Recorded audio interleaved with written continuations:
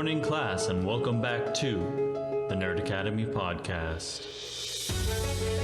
Hosted by our headmaster, Jared Bachman Stubbs, you can find all of us here at the Nerd Academy Podcast on Facebook, Twitter, Instagram, YouTube, and on our website at www.thenerdacademypodcast.com.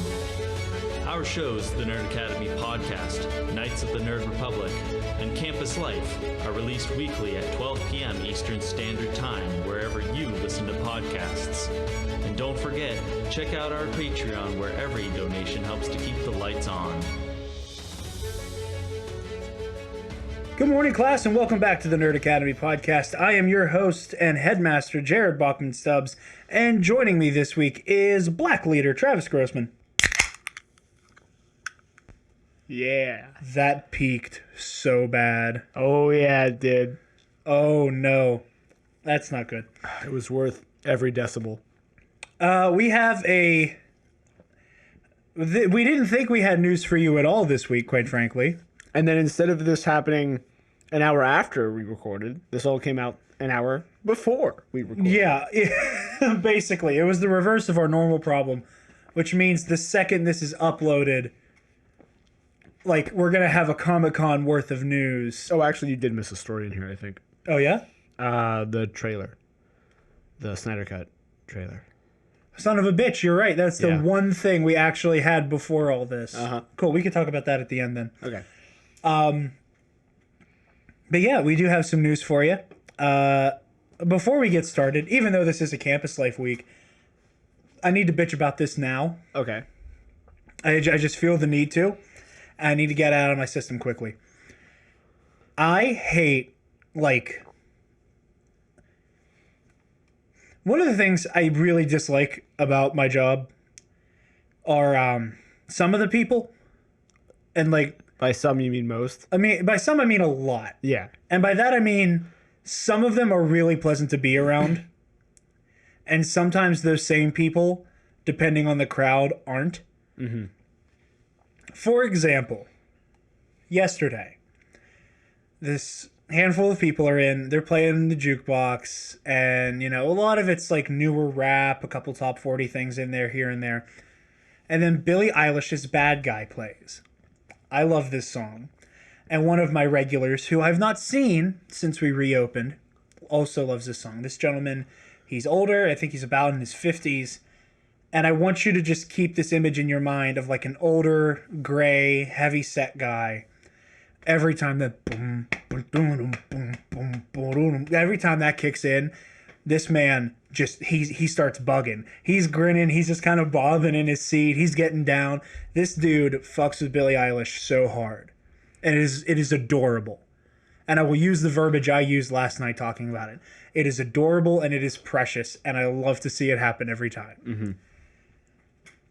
I say that, and everybody at the bar goes, "What do you mean he's adorable and precious? What's that mean? What do you mean by that?" The one guy, the look on his face, you would have thought I like climbed up on the bar, dropped my pants, and shit in his beer.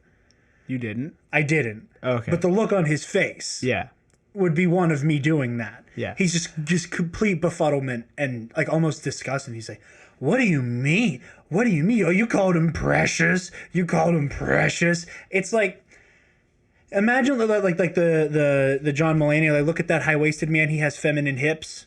Like that style of 12-year-old bullying. Mm-hmm. That's exactly what was happening at the bar last night. Because I had the audacity to refer to another man as adorable and precious. And it just went on for hours. As they just keep reiterating the same thing. And eventually, I'm proud of them that it took them an hour. And I'm just going to kill my microphone for this. They started saying it. I'm like, is there something wrong with me saying that it's adorable and precious? Because it is. The same way a puppy is adorable and precious. And like a toddler, if they do something silly, is adorable and precious. It's funny because he's an older man that stereotypically shouldn't love this music. But it is adorable because he does and gets excited over it. And the one guy goes, "Oh, Jared, you're gay for that old man, ain't you?" And I'm just like, no, I'm not. I'm capable of saying that thing another person did was cute, because it was. And I'm sorry that you're so hurt that you can't. You sick, depraved, sad sons of bitches. The way, everything about the way you just said that is so goddamn funny. I don't know, like, hey, also you're right. Like, everything you said is correct. But You want to bring your microphone closer to you a little bit? no, Okay. I don't. I have to do this for Campus Life for a story this week too, so Yeah. it's gonna be the funniest shit I've ever told. I swear Yeah. to God. You guys aren't ready for it. I guess it'll be next week when you're hearing this, unless you're a patron. Yes, which you should be. Chuck a cup. But yeah, I just needed to get that off my chest now. Like, I didn't even want to dignify it Yeah. on Campus Life because I have a story that is just so off the fucking rails for Campus Life that I am nothing but giddy to tell. But I just needed to vent about that up top. But that aside, we're going to jump right into our news this week. Hey, Travis, Yeah. did you know that in 2020, Yeah. you can choke slam a woman in broad fucking daylight on camera and still get to play a superhero? I didn't know that, Jared. Well, it turns out, Holy shit. I gotta, like, I was thinking about this the other, because, like, the rumor, the really rumory story came out, and now we have the other one. yeah, Right? Where, like, that all happened so fast and, like, so in the middle of COVID just really hammering the US, yeah, especially, but, like, hammering the world, that how just quickly it dissipated. yeah, And no one, like, even with the Snyder Cut stuff, you'd think that would come back up. And yeah. it just hasn't. Well, it was just such a this weird flash in the pan where like he just attacked somebody. Yeah. So Like, I think we can all say the official stance of the Nerd Academy podcast is please recast the Flash. recast the Flash, or, like, prove to us that it was in jest, no one got hurt, and she was in on it. Like, that sounds so creepy to say, because, like, it very clearly probably was not that. Yeah, But, you know, there's a timeline where that's the case. It's one that's probably, like, 40 timelines that way. or at the very least, like have him apologize for choke slamming somebody at the very least. Say something. Just anything. Any direction is a good direction right now. Right? And I'm very much a firm believer in, like, when a famous person fucks up large, like, issuing an empty apology, you know, I think it's hard to gauge any apology well. You know, I guess I feel like there's an optimist and a cynic in everybody that on one hand wants to take the apology at face value and the other wants to go it's a PR stunt, and has a hard time grappling with the whole fact that, you know, famous people are people too and feel a multitude and experience in multitudes. But when you come from a place of wealth and privilege, if you come out with a public apology, I want to see you put money in that apology as well. Like, leverage your wealth and privilege in a way where you can affect change and basically, as best you can, undo your fuck up by cleaning up the, you know, systemic and fuck ups therein. So, like, if Ezra Miller opens his mouth, I want to see his money going towards a violence against women charity. Like, if you're gonna open your mouth and it's not like you're broke, dude, like you got comic book money and you got Harry Potter money. And also, although I don't know how good that Harry Potter money is anymore. Fuck you, J.K. Rowling, you We hate TERFs. TERF bitch. Anyway, fuck you. Daniel Radcliffe wrote Harry Potter now. It's official. Yeah. See, I'll send you the link to it. Sarah Zed, the YouTuber, she did an amazing video essay on, like, processing the whole, Harry Potter miraculously had no author thing, and how, like, if you really want to have an honest conversation in the discourse about Rowling and her work, you can't just pretend she had nothing to do with it. Oh, yeah. You know, like you could, because Harry, like, those stories do have problematic elements of them. Like, you know, the token Asian character is a couple letters away from being Ching Chong. You know, the elves are a horrible Jewish caricature. Elves or goblins? Or goblins, thank you. Yeah, I was gonna say. And My favorite is no, they're based on European folklore. And what do you think those goblins are based on? What do you think? What do you think they are? I want to know. that's like the Civil War wasn't about slavery; it was about states' rights. States' rights. So what? It was about the economy of the southern states, and why was their economy going to be in shambles if the slavery went away? Why? Tell me. Like, and here's the thing, right? She's been. I guess we're talking about this now. Yeah, we are. Oops. Yeah. We both, like, I was like, We both agreed we are not going to give J.K. Rowling the time of day, but fuck her, we're doing this first. she's been doing the, like, she's been playing the virtue cards of, like, and Dumbledore was gay, and I never said Hermione wasn't black, and, like, Well, despite in the text, the way Hermione is described, she's clearly not white. black, so you're a fucking liar, yeah, too. like, I don't, and that's a whole different discussion, right? But, like, for a long time, I was just like, no, it's fine. It's totally fine. And then, I don't know what it was recently where I just realized, like, no, she's just an idiot. Yeah. Like, I don't even... How does she work in so many subplots about, like, inequality into Harry Potter? Right? Yeah. Well, and that's the thing, is it's all surface level. You know, it's the... Excuse me. You're good. It's that mindset of, like, the... It's black and white, and you'll always see it, and it's always going to be very prevalent. And, Yeah. It's surface level activism that, you know, a lot... And granted, there are people who that's the best they can do. Because especially in this area, we're, like, really talking about political theory and mindset and gender studies and race studies and stuff like that, and understanding the dichotomy of, or the fact that it isn't a dichotomy, that there's so much going on, Yeah. that there's so much to work from and so much that you need to understand to recognize how important LGBTQ issues are, to understand how severe racial inequality still is in the US, that some people are only going to get to that surface level. And in some people, that's the best they can do. And you know what? It's better than nothing. However, Ms. Rowling, you have unbelievable wealth and privilege and have the opportunity to offset all of this fuckery, but you choose to stay uneducated.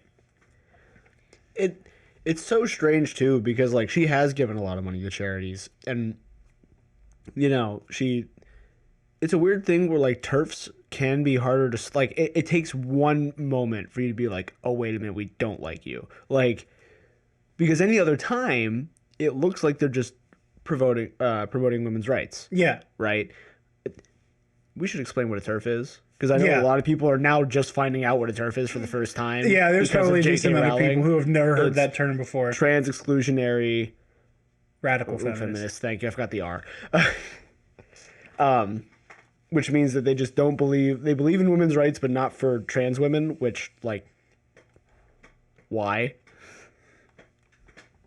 But that also means that in any other facet, they're going to sound like they're being very progressive, which is very... Until you give them the chance to talk about that one issue. Yeah, and then suddenly it's like, well, oh, nope, doesn't count anymore. Everything you've done doesn't count. I'm sorry. Well, even some of the shit that she has cited in her reasoning are from, you know, like the Family Foundation, something. My favorite in that massive letter she published, I didn't read it, I'm going to be honest, but they talked about it on Even More News last week. Yeah. And if trans people were being oppressed, I would stand with them. What the fuck do you mean if? How the fuck do you mean if? That was like the one sentence that went viral, and I think that's all you need from that letter to recognize how much she's talking out of her ass. Like, there's one thing where, like, you need context. You need to read it. Like, I don't care. I don't need context. I don't need to read the whole letter. Those are the only words in those 3,000 that matter. Yeah. Like, I'm sorry. There's no debating that. Well, that's the same mentality of like, oh, you know, well, what happened to George Floyd was bad, but you know, if only he had complied like he was, and if only he hadn't committed a crime, which he probably didn't. Like, yeah. But yeah, J.K. Rowling is a bigot and a monster, and I don't give a shit about anything she has to say until she puts money towards the foundations that she can remedy her fuck ups with. fair enough. as the same with Ezra Miller. Speaking of Ezra Miller and shitty people that Warner Brothers hires, I'm referring to Rowling again, not Michael Keaton. Apparently, because We're back at it. Like these headlines just get weirder and weirder every time we record something. Michael Keaton in talks to play Batman in Ezra Miller's Flashpoint movie. Specifically Bruce Wayne and not Thomas Wayne, even though this is a Flashpoint movie. Okay. What if he is also playing Adrian Toomes? Or he's not playing Adrian Toomes in Morbius, but Morbius is a part of the DCEU. What if he's playing Bruce Wayne in Morbius?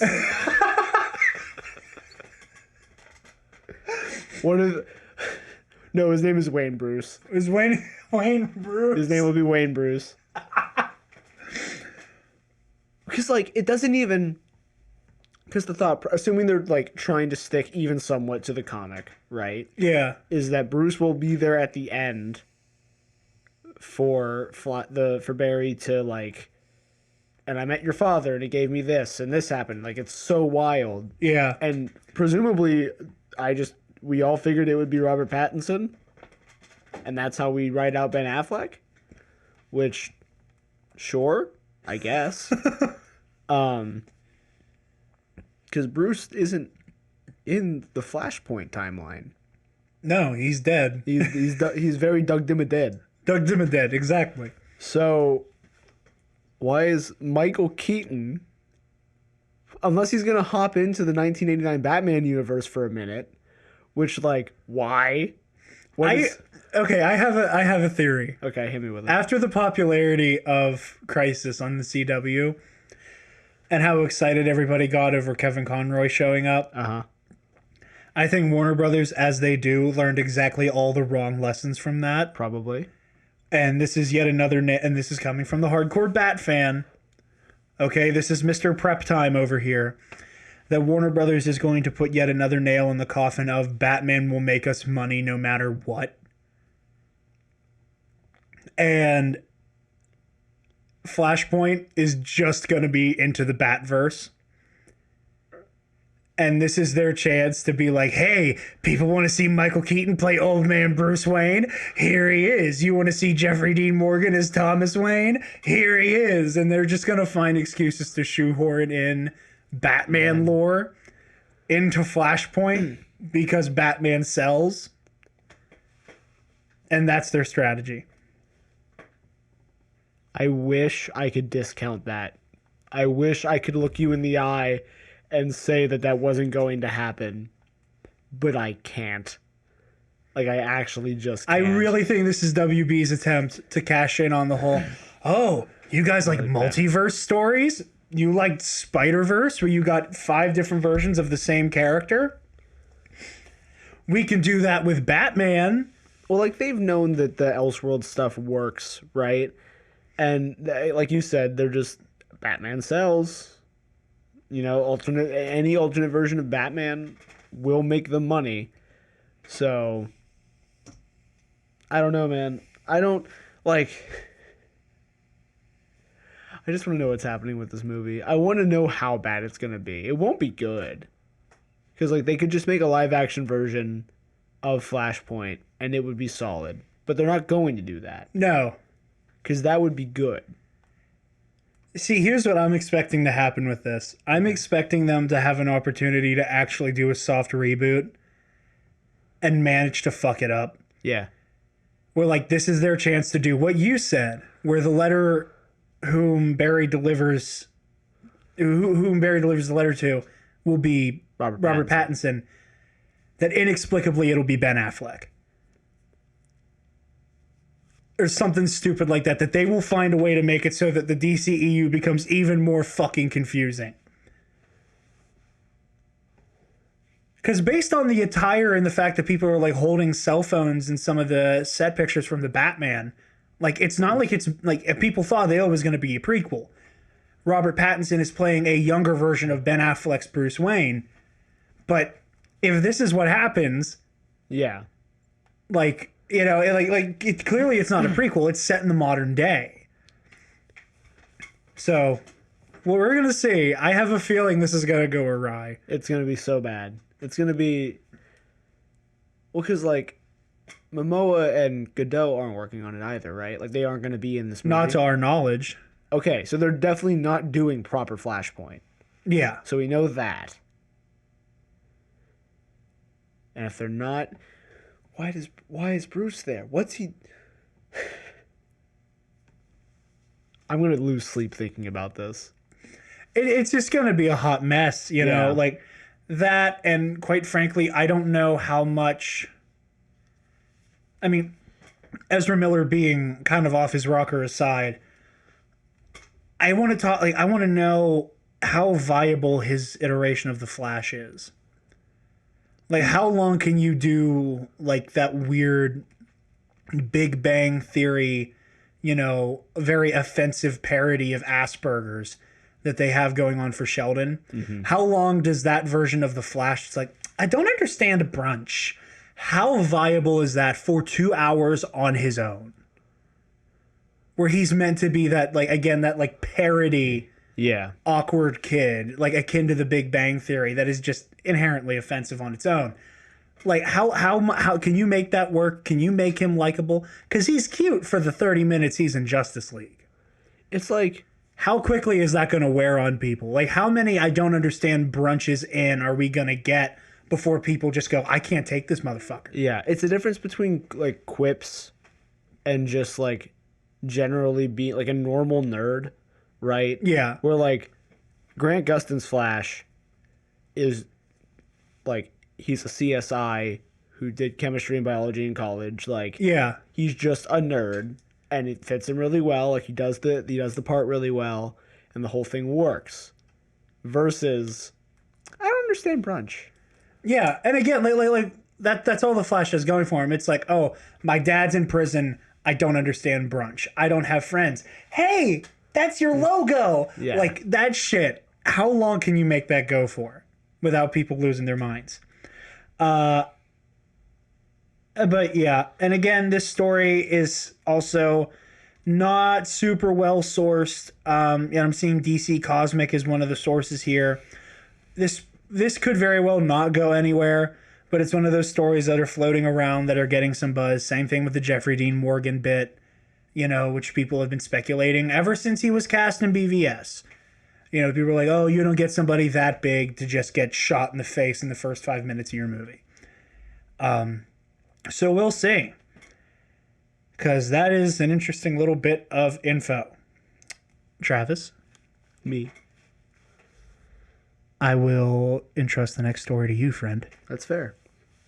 Lucifer Season 5 gets a release date, which is in like a month and a half. Yeah, I think it said August 21st. On Netflix, where Lucifer is now a Netflix original series. I recently watched through like the halfway point of season 4. Okay. So I watched season 1 when it aired on Fox, and I liked it. I didn't think it was anything special, but I thought it was interesting. I dropped it after season 1, and then now it's all on Netflix because it's Netflix original. So I picked it back up. It's a pretty good show. There's a lot of filler in season 3. Yeah. It's because like they had to pad out the 26 episode season for normal television, where season 4 it's like all the same, not the same beats, but like the similar, like, and now the characters are developing, but instead of it spinning its wheels for 3 episodes on that same development, it's like, okay, this character developed, we did it, Yeah. we wrote it like a normal person. Yeah. I very much expected it to crank up the rating when it went to Netflix. Yeah, we talked about that before, but they stuck with the TV-14. Yeah, I was very surprised by that, as like dark and dirty and in every way. I mean that in every way. But like they could do a lot by cranking it up to a TVMA. And I'm really surprised they didn't. But apparently they upped, so season 4 is only 10 episodes. And I guess they had the same order for season 5, but then they upped it to 16. So Interesting. yeah, I guess I have till the end of July to finish season 4. And I have until the end of July to watch the all show. of it because I would like to review that and get into it. I didn't know Tom Welling was in it either. Oh yeah, you mentioned He's in season 3, and he is a very good addition to the cast. playing Clark Kent, I assume. Of course. Yeah. I love that. There's a weird. I don't think it is. As I was telling you before we started, I'm like most of the way through Watchmen finally. Yeah. Which, oh my god, it's so good. There's like a weird little. I think like there's a Superman Easter egg in like one of the flashback sequences. Somebody's reading a copy of Action Adventure. What the fuck? I think it's just Action Comics. Action Comics. I don't know why I said Action Adventure. I had absolutely shit my head. I'm having a moment. Yeah. Okay. I'm gonna come back down. I think that. That beverage one is- smearing off. Yeah, I think that beverage is getting to you, friend. Yeah, clearly. No, I'm thinking about the Lloydsville crowd, and it's just like turning my brain to mush as we speak. Somebody was reading a copy of Action Comics issue 1, and there is a specific character whom is not what they seem to be, who chooses to go by the name of Cal. Interesting. And I think there might be a slight like Kal-El reference there.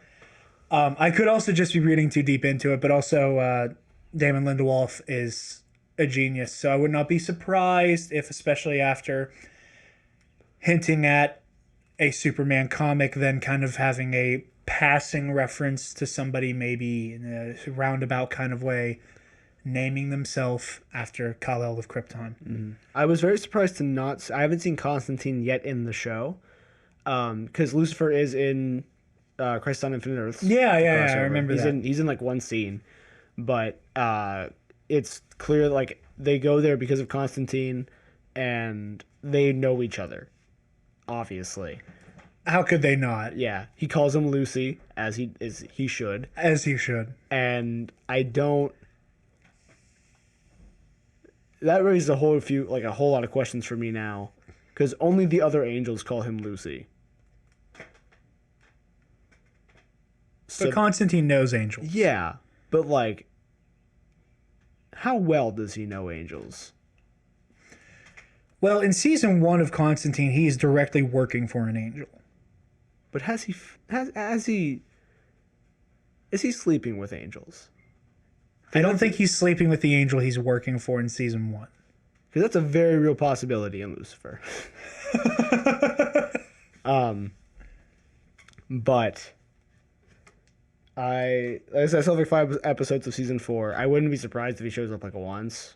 Yeah, You know, I think that'd be cute. that'll be my. Are you gay? Are you gay for Constantine because you called it cute? No, No, shut up. Man Ryan's just really attractive. Okay. I can say that. I'm comfortable. Yeah, that is exactly what I said. Yeah. I'm sorry. I'm so comfortable with my own sexuality that I can call another guy cute and not get so Yeah. freaked out by it. How dare you? I'm sorry. Your fucking like male authority figures never hugged you in your life. You piece of shit. How dare you? Anyway. But yeah, I'm definitely excited for season 5. I think it's gonna be pretty good. Thank God the show moved to Netflix though, because like now the action isn't dog shit. That was watching it. We were like, the story is neat. The mythology is their take on Christian mythology is really cool to me. Yeah. But the fight scenes are so bad. I'm looking forward to it. I've heard very good things, and I've heard that the guy who plays Lucifer. I mean, I've seen what he looks like. Like he's a smoke show. Tom Ellis, yeah. Yeah.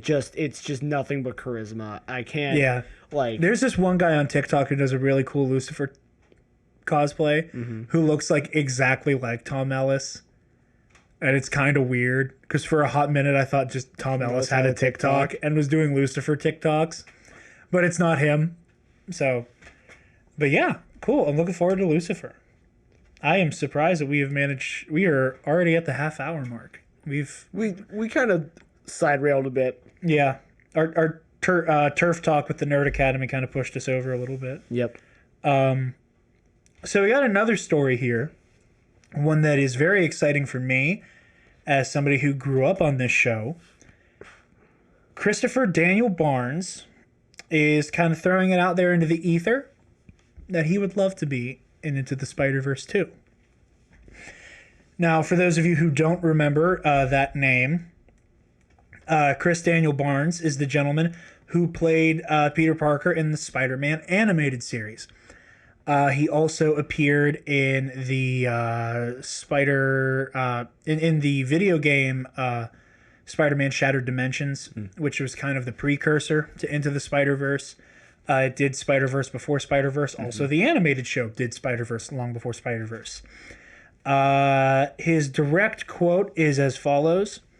He was asked about it. He said, "That would be great. I've reprised the role several times in video games, so that would be great. If I could do that again, I'd be honored. I'm getting kind of old to do it, but I'd be happy to play an older Spider-Man," was his verbiage. Like I said, he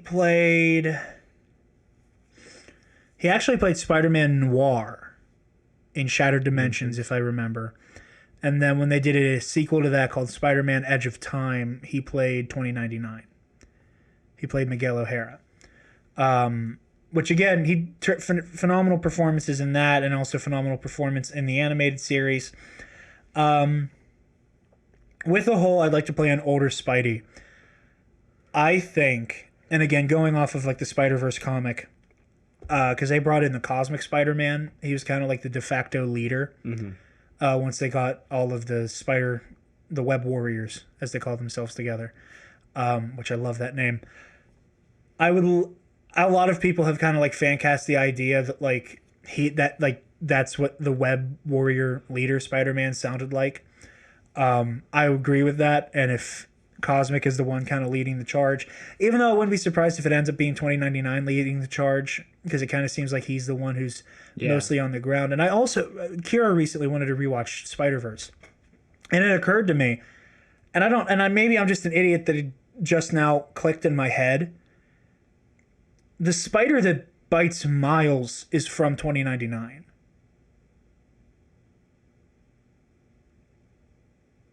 That's why the spider's glitching. The spider is glitching. And it has like an Alchemex thing on its thorax. Yeah. The spider that bites Miles is from the 2099 universe. That's why 2099 is trying to figure out what the fuck is going on.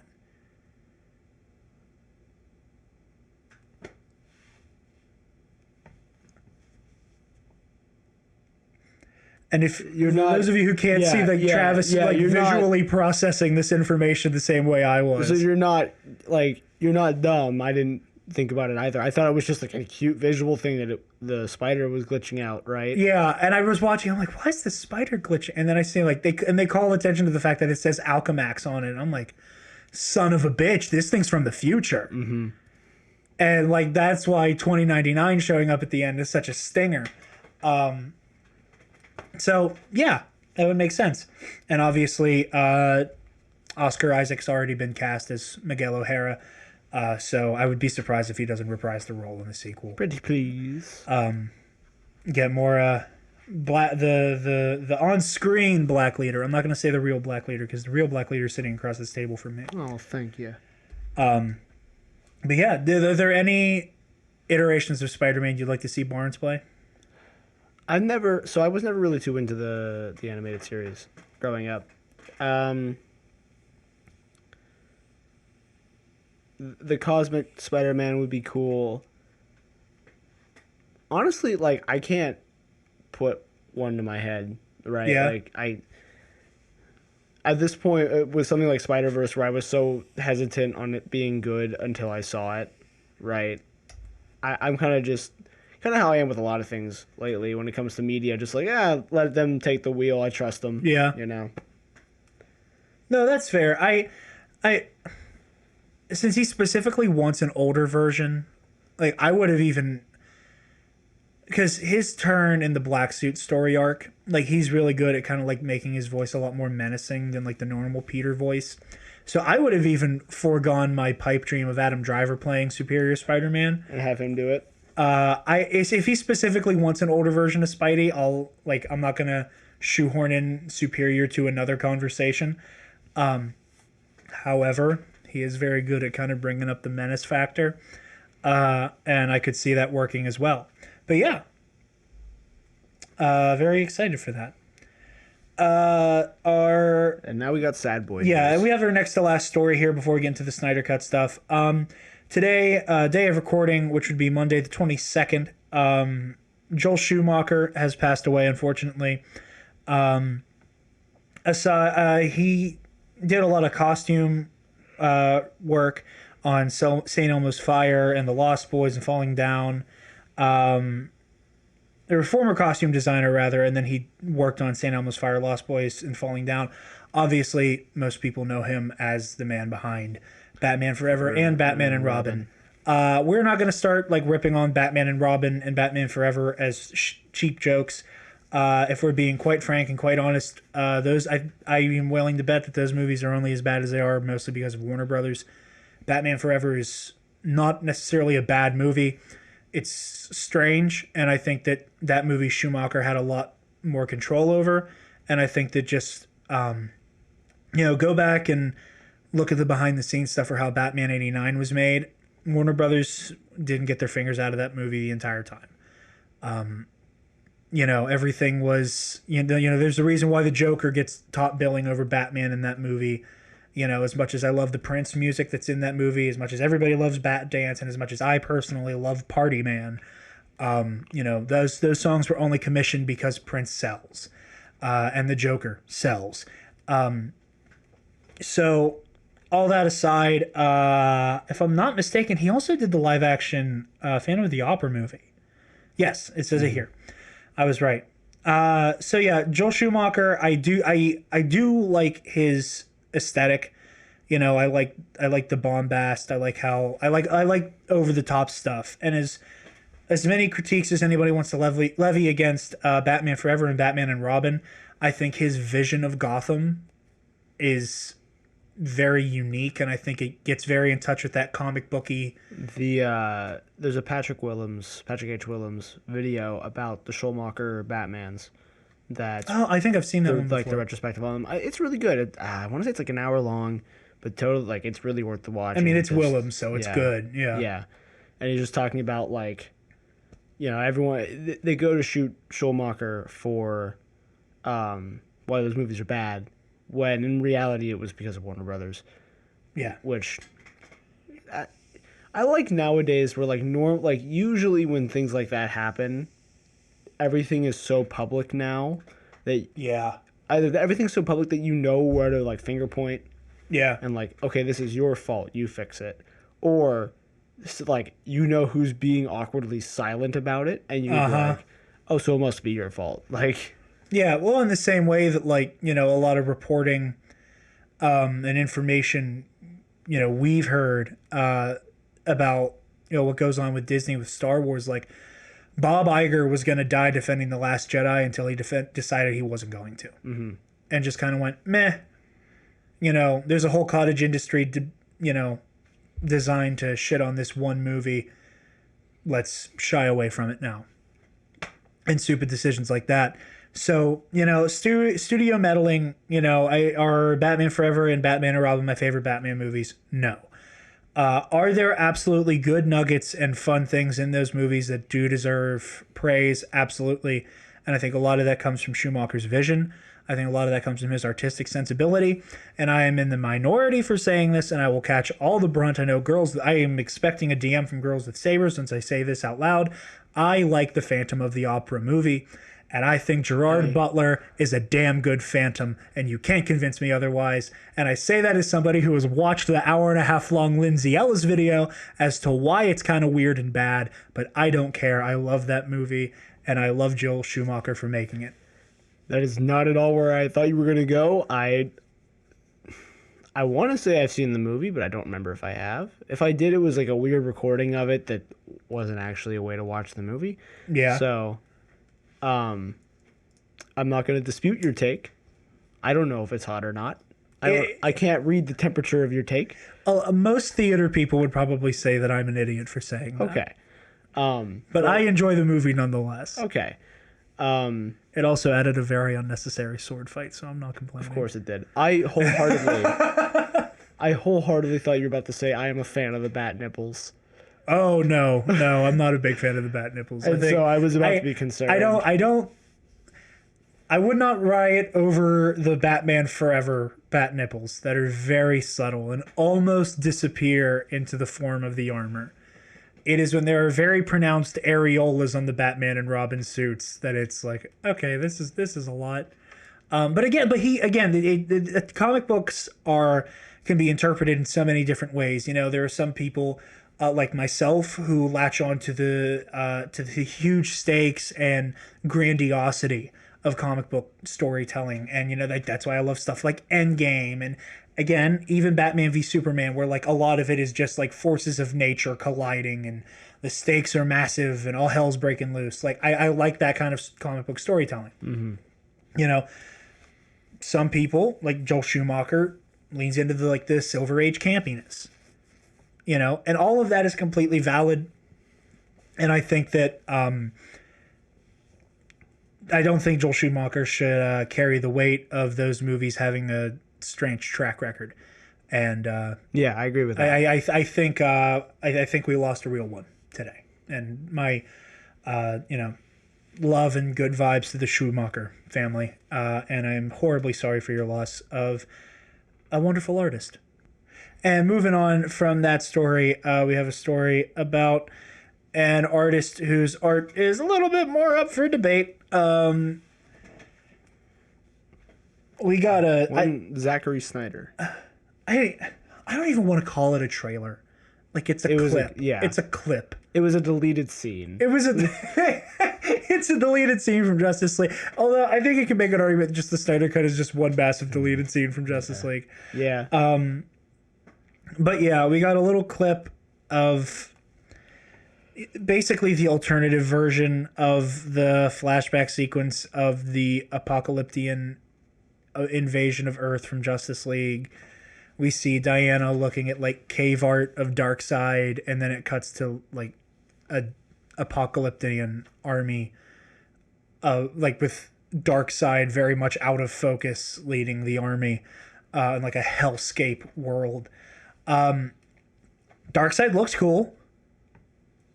He looks like Darkseid. He looks like Darkseid, which means that everybody on the planet's going to say, hey, he looks like Thanos. Yeah. Which is so ironic. I'm going to love all of the man, DC really can't stop copying Marvel. Now they're copying Thanos too. Which is hilarious. Which I think is the best irony, considering all of like the Snyder cultists claim that Disney deliberately sabotaged Justice League so that they could rip it off so that they could make Endgame like Justice League.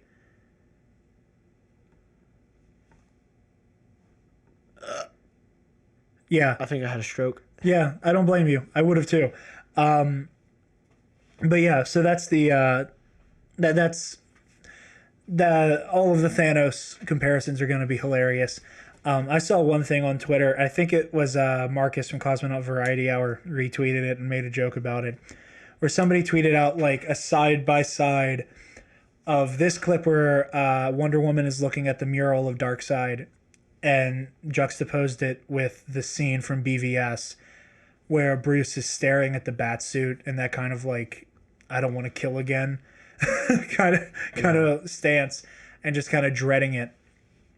And the caption on the original tweet said something to the effect of, this is all the proof of how far Zack Snyder planned it out for this comparison of people staring at the things that they fear most and all that.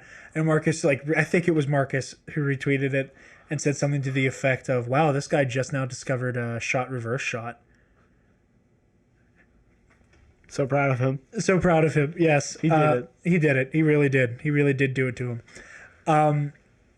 But yeah, your thoughts on this overblown 30 seconds. Yeah, I think he could have waited.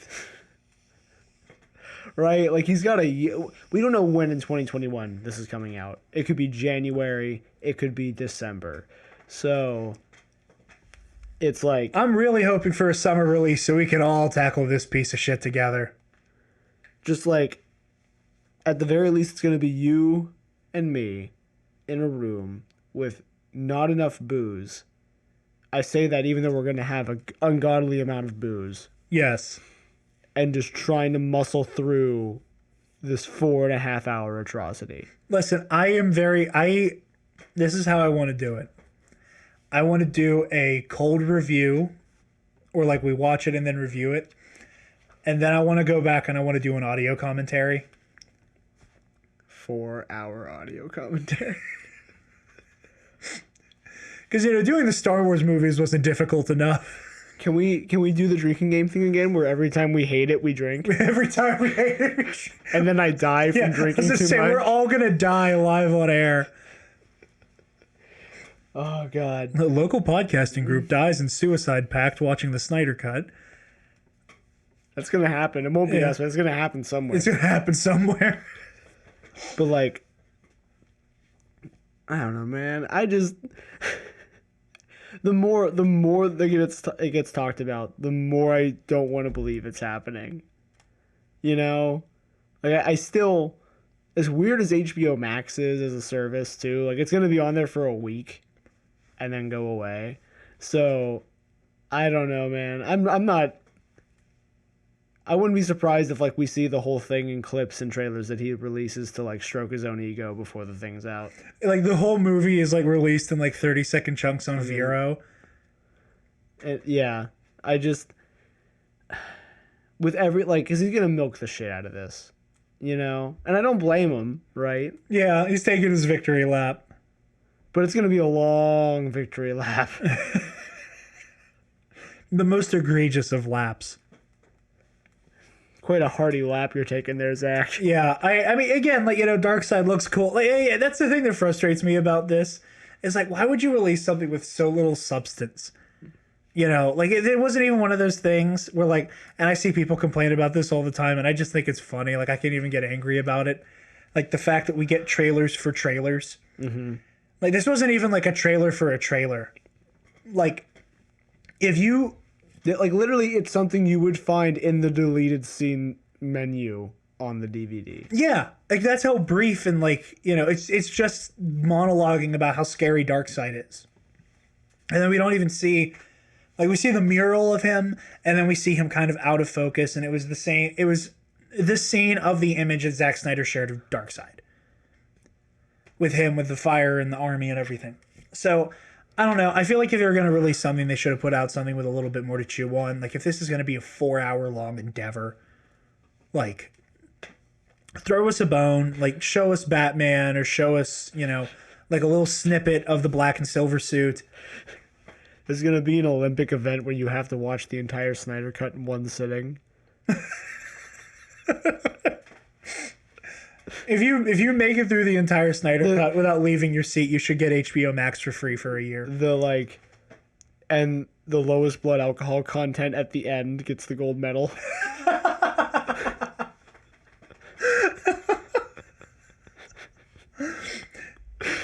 You take a shot every time the Snyder Cut gets self-important. But yeah, that's this week's news. I think so. Yeah, Travis, where can the lovely people find you? They can find me on Twitter and Instagram at Travis Political. That they can. Jared. Yes. Where? They can find me on Instagram and Twitter at DarkJedi2552. And you can also find the Nerd Academy podcast on Twitter, Instagram, Facebook, YouTube, and our website, www.thenerdacademypodcast.com. And while you're there, if you're feeling generous, you can go to our Patreon and chuck in a couple bucks to our...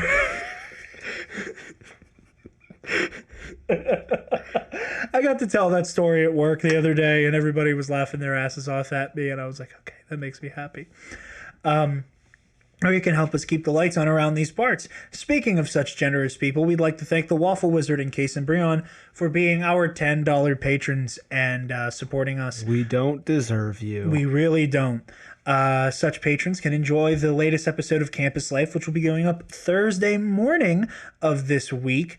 We'll be recording that Wednesday night, and then we'll be camping the rest of the weekend. So you probably won't see a whole lot of us on social media over there for the meantime.